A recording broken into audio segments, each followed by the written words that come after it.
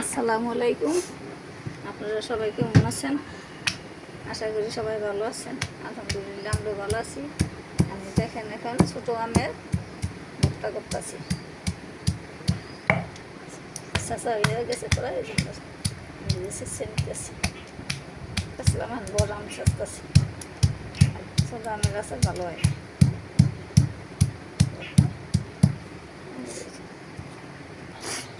যে আমার আম চাষাটা হয়ে গেছে গা, এখন আমি মরিচ ডইলা নিমু। মরিচ ডইলে আমি এখন মাখবো। আমি লবণ দিয়ে দিলাম, লবণ দিয়ে মরিচটা আমি মেখে নিব।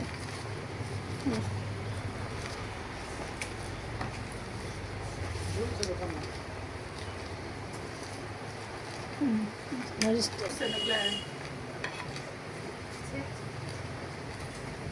আমি স্বাদের জন্য দিয়েতে আছি বিট লবণ, আর দিয়েতেছি মিষ্টির জন্য চিনি, আর সাথে দিলাম লেবু পাতা। তো দেখাইছি আগে। দেখুন আমি সব কিছু দিয়ে যে মেখে নিব।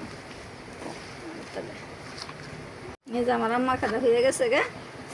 দেখেন ওদের সাথে গরমের মধ্যে চুকা খাইলে শরীর মন দুইটাই ঠান্ডা থেকে ভালো থাকে, গরম কেটে যায়।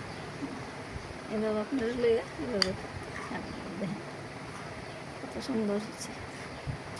এই গরমের আম ভর্তা খাইলে মনও ঠান্ডা থাকে,